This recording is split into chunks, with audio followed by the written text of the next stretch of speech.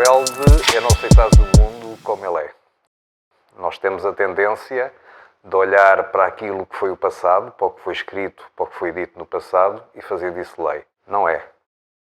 Todos nós temos a capacidade de mudar o mundo todos os dias. E isso, de alguma forma, é ser rebelde. É pensar antes de obedecer. Eu sou o José Borralho, sou aquele que faz as perguntas incómodas e estraga reuniões. Se querem reuniões fofinhas e com consenso, não é para mim certamente. Chamem outro. Aquilo que eu faço não é seguir mercados. Eu redefino mercados. Há sempre espaço para criar coisas diferentes, mesmo onde tudo parece igual.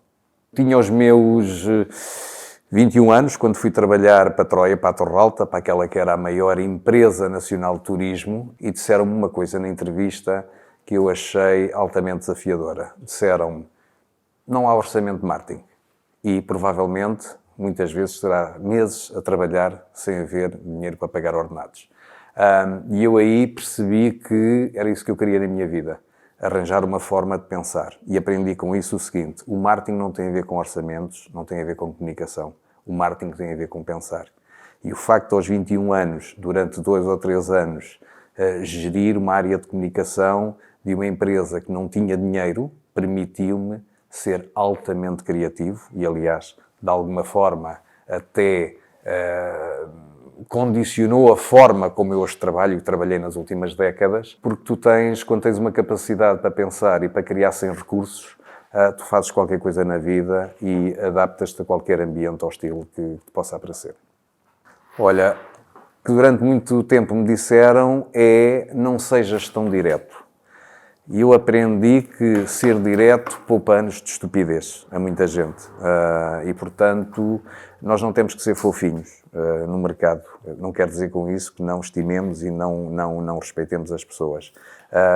Mas quanto mais diretos formos, mais rapidamente levamos as pessoas e levamos-nos a nós próprios ao sítio certo. Recebo normalmente 2 críticas, ainda hoje as recebo e adoro. Uma é, és louco. Adoro. Porque é na loucura que tu crias inovação. Se não tiveres uma dose de loucura, tu não consegues criar. A outra, que é onde eu começo imediatamente a fazer as coisas, é sempre que me dizem isso é impossível. A Consumer Choice nasce um bocado disso, de durante anos eu dizer a alguém com quem trabalhava devíamos ter um projeto nacional com estas características e diziam isso é impossível. O mercado não quer isso, o mercado só quer vir do estrangeiro. Tu és louco. E eu comecei a trabalhar no projeto e consegui criar, poucas pessoas provavelmente se podem orgulhar disso, criar uma marca que é líder no seu mercado. E, portanto, cada vez que me dizem, mesmo em reuniões de trabalho, és louco, é quando tu sentes, ok, há aqui um caminho para podermos trabalhar. Eu trabalhei muito relações públicas no passado, portanto fiz muitas coisas loucas. Fizemos desde lançar restaurantes de comida argentina e pôr vacas à porta, reais à porta do restaurante. Aliás, chegámos a levar vacas às estações de televisão para levar um convite, porque era disruptivo. What is happening right now? Percebi rapidamente que tudo o que era diferente também era comunicado, era falado. E, portanto, nós muitas vezes o que temos que fazer, sobretudo nós os que temos estas mentes rebeldes, nós temos que criar novos mercados. O Fora tinha aquela coisa fantástica de que toda a gente podia ter o carro da cor que quisesse, desde que fosse preto.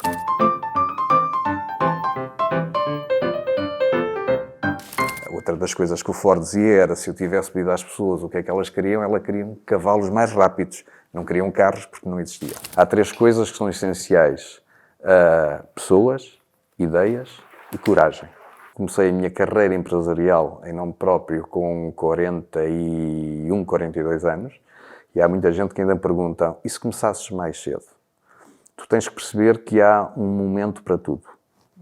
E há um momento em que, isto tem a ver com a química da transformação, há uma altura em que tu estás saciado, se estás saciado, queres mais, se queres mais começas a ficar insatisfeito, até que chegas a uma altura em que tens um limite. E quando tu tens o limite, é o basta, chega, não quero fazer mais isto, não quero mais isto na minha vida. E é nesse momento em que começas a criar insights, começas a ver oportunidades e estás preparado para fazer a mudança. Isso foi o que me aconteceu.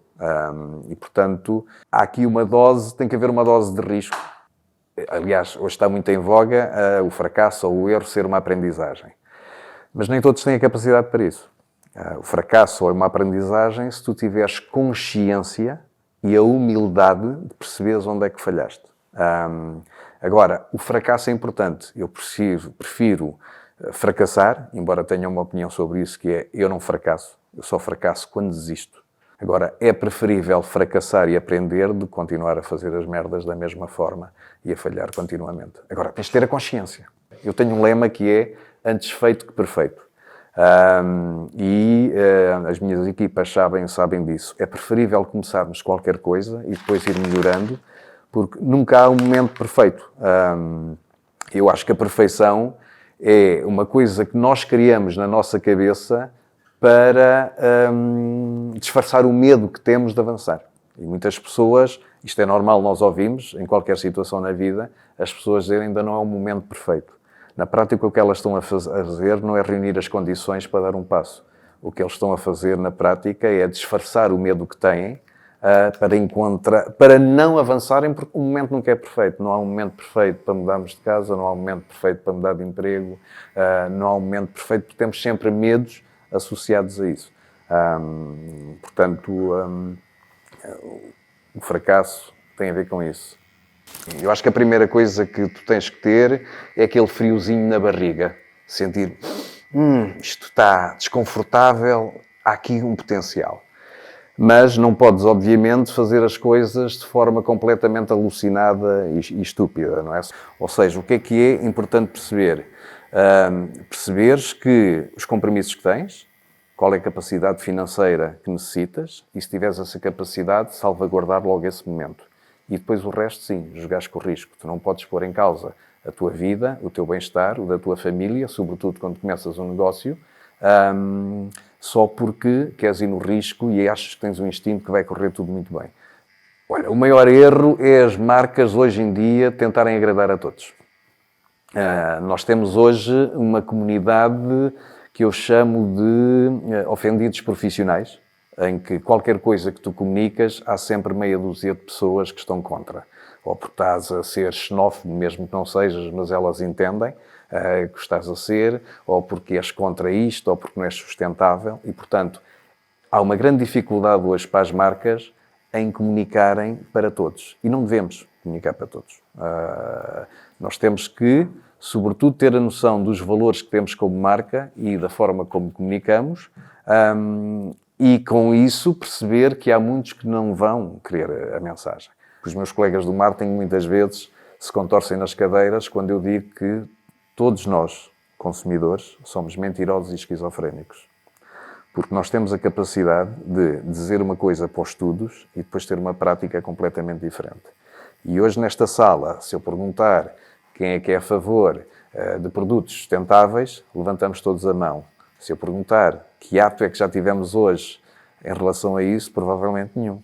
Porque vamos pelo preço, pela conveniência e por uma série de coisas. Agora, nós temos valores e esse é um grande desafio que os marketeers vão ter no futuro, que é eu comunicar, mas levar já quase ao consumidor essa intenção que ele tem. Ele está aqui. Tu tens a intenção de produtos portugueses, esta marca é portuguesa. Tu tens a intenção da sustentabilidade, privilegiar a sustentabilidade, este produto é sustentável. E facilitar a compra. Se uma ideia criativa não me conquistar numa frase, ainda tenho muito trabalho para fazer. Portanto, às vezes basta uma frase para eu agarrar e ter um insight e dizer, grande ideia. Os currículos hoje estão muito trabalhados. É muito fácil fazeres um currículo perfeito. Pedes ao ChatGPT e ele faz-te. E a experiência que tenho tido ao longo da minha vida é que, por vezes, os currículos mais perfeitos são das pessoas mais imperfeitas para trabalhar comigo. E eu prefiro, muitas vezes, ter uma pessoa que não tem estudos académicos, mas que tem vontade de aprender, tem fome, sentes que tem fome de vencer, do que ter um muito inteligente e que depois já acha que sabe tudo. Isto começa a ficar tudo muito padronizado, os instrumentos são os mesmos, e tu tens dificuldade em sair do ramo tradicional. Ainda hoje, nas minhas equipas, o que eu digo é sempre a mesma coisa. O que nos está a custar mais é a pergunta que nós ainda não fizemos. Há perguntas que nós ainda não fizemos e que são essas que nos estão a doer, que nos estão a custar e nós ainda não percebemos. E, sobretudo, aos jovens, nós temos que incutir este espírito. Eu acho que nós, sobretudo nós, daqueles já da minha idade, que já fizeram uma carreira, temos que perceber que há um momento na vida em que nós temos que retribuir, que é a fase em que eu estou. Nós temos que retribuir.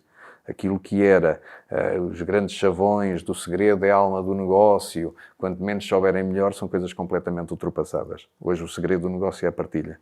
Porque quanto mais depressa eu partilhar aquilo que sei, com as gerações mais jovens, mais rapidamente eles vão evoluir e aprender. Não tem que se agarrar ao que eu aprendi, ao que eu disse, mas tem que, sobretudo, saber crescer à volta disso. E, portanto, nós temos que ensinar os jovens que eles não têm que ter espaço. Eles têm que ocupar o espaço. E nós temos que saber deixá-los ocupar o espaço dentro de determinadas regras, obviamente, mas naturalmente.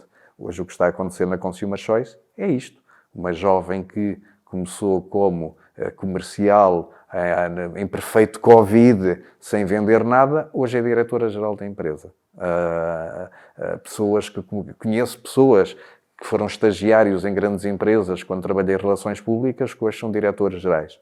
E, portanto, tu tens que saber tratar um estagiário como pessoa e como profissional desde o momento que entra, porque não sabes o que é que ele vai ser mais tarde. E, sobretudo, perdes, nem tem a ver com o respeito que ele pode perder, tem a ver com o potencial que tu não lhe estás a reconhecer e que é bastante para chegar lá mais à frente. Se é divertido, ousado e fizer sentido para ti, faz.